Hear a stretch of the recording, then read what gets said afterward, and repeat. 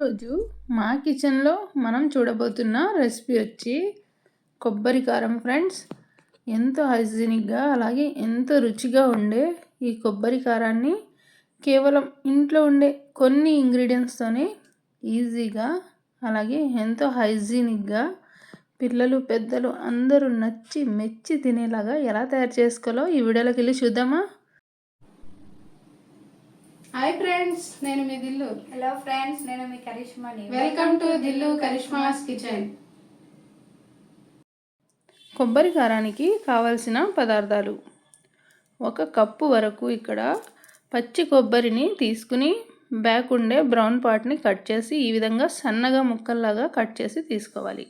2 table స్పూన్ల వరకు మినప్పప్పు, 2 టేబుల్ స్పూన్ల వరకు శనగపప్పు, 1 టీ స్పూన్ వరకు జీలకర్ర, 1 టేబుల్ స్పూన్ వరకు నువ్వులు, 1 టేబుల్ స్పూన్ వరకు ధనియాలు, అలాగే 10-15 వరకు వెల్లుల్లి, చిన్న చింతపండు.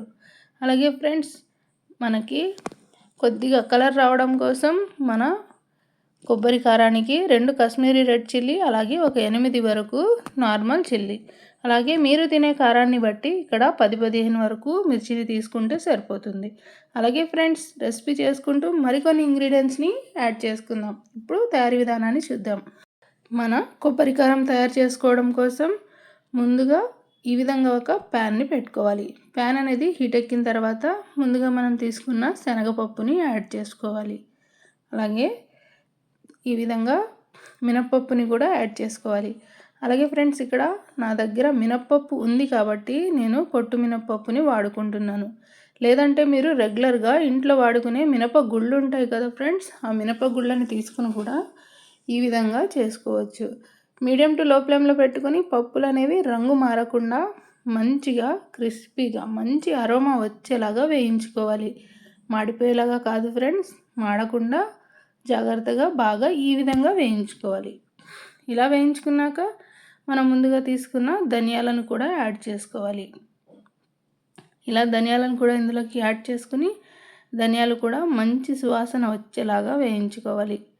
ఈ విధంగా ఇలా వేయించుకున్నాక మనం తీసుకున్న నువ్వులను కూడా యాడ్ చేసుకోవాలి. ఇలా నువ్వులని యాడ్ చేసుకుని ఇప్పుడు ఇందులోకి జీలకర్రను కూడా యాడ్ చేసుకుందాం.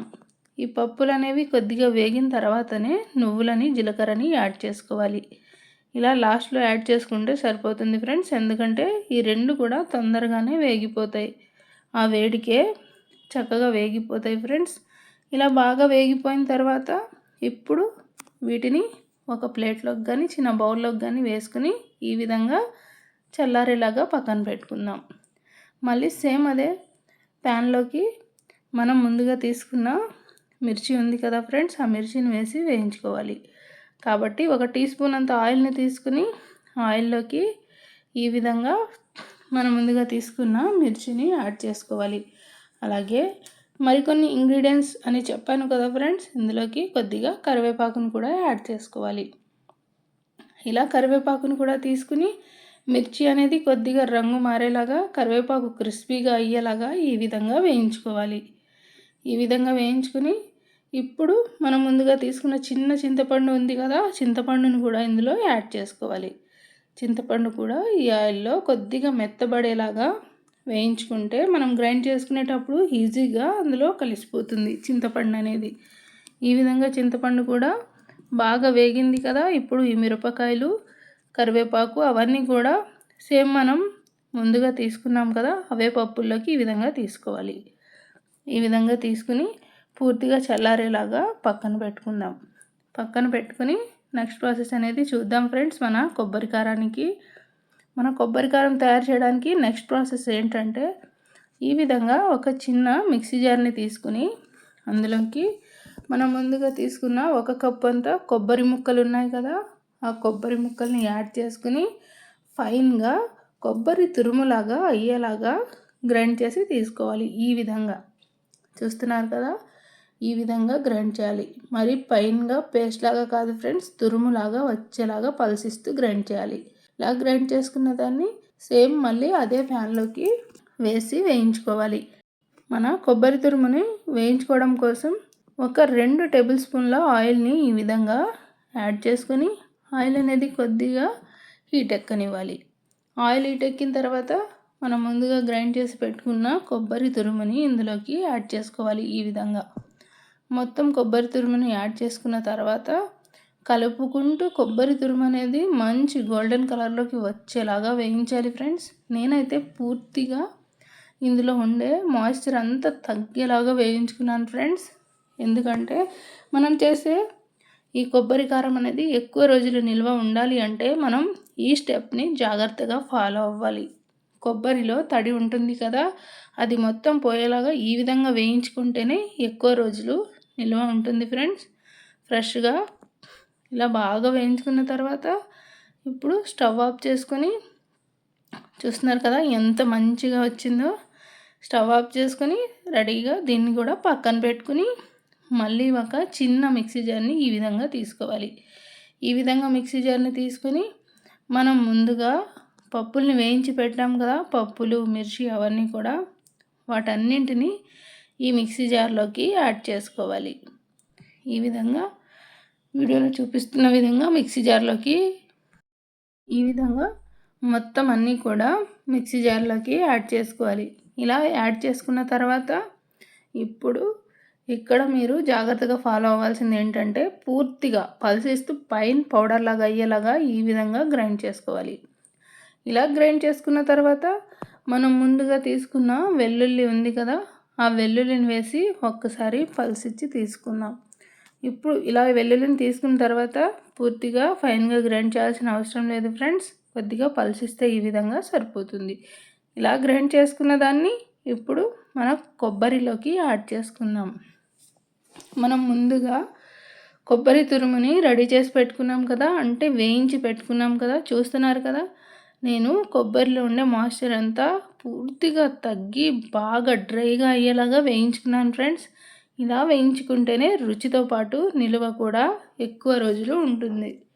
ఈ విధంగా ఇప్పుడు ఇందులోకి కొబ్బరి కారంలోకి కారాన్ని యాడ్ చేసుకుందాం. కొబ్బరిలోకి యాడ్ చేసుకుని మొత్తం కలిసేలాగా ఈ విధంగా చేతులతో బాగా కొబ్బరిలో ఈ కారం మొత్తం కలిసేలాగా కలుపుకోవాలి. ఇది ఒక్కసారి మీరు రెడీ చేసి పెట్టుకున్నారంటే ఫ్రెండ్స్ హ్యాపీగా 5 to 6 months ఎంజాయ్ చేయొచ్చు.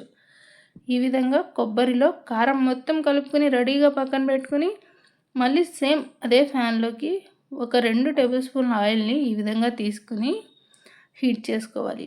ఆయిల్ హీట్ ఎక్కిన తర్వాత 1 టేబుల్ స్పూన్ అన్ని పోపుల్ని యాడ్ చేసుకోవాలి. మరికొన్ని ఇంగ్రీడియంట్స్ అని చెప్పాను కదా ఫ్రెండ్స్, అందులో ఇవి. ఈ విధంగా పోపుల్ని యాడ్ చేసుకుని కొన్ని వెల్లుల్లి రెబ్బల్ని పొట్టుతో సహా ఈ విధంగా దంచి వేసుకోవాలి. ఇలా వేసుకుని ఒక 2-3 ఎండుమిర్చిని ఈ విధంగా 2 ముక్కలుగా తుంచి వేసుకోవాలి. ఇలా వేసుకున్న తర్వాత ఇప్పుడు ఇందులోకి మనం ఒక 2 టేబుల్ స్పూన్ల వరకు పల్లీలను కూడా యాడ్ చేసుకోవాలి. ఈ విధంగా పల్లీలను కూడా 2 టేబుల్ స్పూన్ల వరకు తీసుకుని కొన్ని కరివేపాకులు కూడా ఇందులో యాడ్ చేసుకోవాలి ఫ్రెండ్స్. ఈ విధంగా పల్లీలు అనేవి బాగా వేగేలాగా వేయించుకున్న తర్వాత కరివేపాకుని లాస్ట్లో యాడ్ చేసుకుందాం. పల్లీలపై ఉండే పొట్టంతా చిట్లి బాగా వేగేలాగా మీడియం ఫ్లేమ్లో పెట్టుకొని వేయించుకోవాలి. ఈ విధంగా ఇలా వేయించుకున్న తర్వాత ఒక 2-3 రెమ్మల వరకు కరివేపాకుని శుభ్రంగా చేసుకొని ఈ విధంగా యాడ్ చేసుకోవాలి. ఇలా యాడ్ చేసుకుని బాగా కరివేపాకు అనేది క్రిస్పీగా అయ్యేలాగా బాగా వేయించుకోవాలి. ఇలా వేయించుకున్న తర్వాత ఒక 2 చిటికీళ్ళ వరకు ఇంగువని కూడా యాడ్ చేసుకోవాలి. ఇంగువని యాడ్ చేసుకొని బాగా ఇందులో కలిసేలాగా కలుపుకొని స్టవ్ ఆఫ్ చేసుకుని మాత్రమే మనం రెడీ చేసుకున్న కొబ్బరి కారాన్ని యాడ్ చేసుకోవాలి. చూస్తున్నారు కదా, పోపు అంతా బాగా వేగింది కదా. వేగిన తర్వాత స్టవ్ ఆఫ్ చేసి ఈ విధంగా కొబ్బరి కారాన్ని యాడ్ చేసుకోవాలి. యాడ్ చేసుకుని ఇప్పుడు 1 టీ స్పూన్ అంత ఉప్పుని యాడ్ చేసుకోవాలి. అంటే రుచికి తగ్గట్లుగా ఉప్పుని యాడ్ చేసుకోవాలి. అలాగే ఫ్రెండ్స్, మీరు గ్రైండ్ చేసేటప్పుడు కూడా ఉప్పుని తీసుకుని గ్రైండ్ చేసుకోవచ్చు. నేను అక్కడ మర్చిపోయాను ఫ్రెండ్స్ ఉప్పు వేయడం, అందుకని ఈ ప్లేస్లో సాల్ట్ని నేను రుచికి తగ్గట్లుగా తీసుకుని కలుపుకుంటున్నాను. ఇలా కలుపుకున్నా కూడా బాగానే కలిసిపోతుంది. ఈ విధంగా మొత్తం అన్ని కలుపుకున్న తర్వాత ఎంతో రుచికరమైన మన కొబ్బరి కారం అనేది ఎంతో హైజీన్గా రెడీ అయిపోయింది ఫ్రెండ్స్.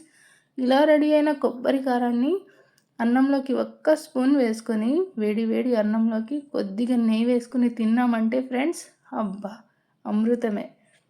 ఇలా మీరు కూడా తప్పకుండా నేను చూపించిన కొలతల్ని యాజ్ ఇట్ ఈస్గా ఫాలో అవుతూ మీరు కూడా ఇంట్లో ప్రిపేర్ చేసి మీకు ఎలా వచ్చిందో కామెంట్ చేసి చెప్పండి ఫ్రెండ్స్. అలాగే మరిన్ని easy and tasty healthy recipes కోసం దిల్లు కరిష్మాస్ కిచెన్ని ఫాలో అవుతూ ఉండండి ఫ్రెండ్స్. అలాగే మా వీడియోస్ కనుక మీకు నచ్చినట్లయితే మా వీడియోస్ని లైక్ చేయండి, మీ ఫ్రెండ్స్ అండ్ ఫ్యామిలీకి షేర్ చేయండి, మా ఛానల్ని సబ్స్క్రైబ్ చేయడం మాత్రం మర్చిపోకండి. అలాగే మరిన్ని మంచి రెసిపీస్తో మళ్ళీ కలుద్దాం ఫ్రెండ్స్.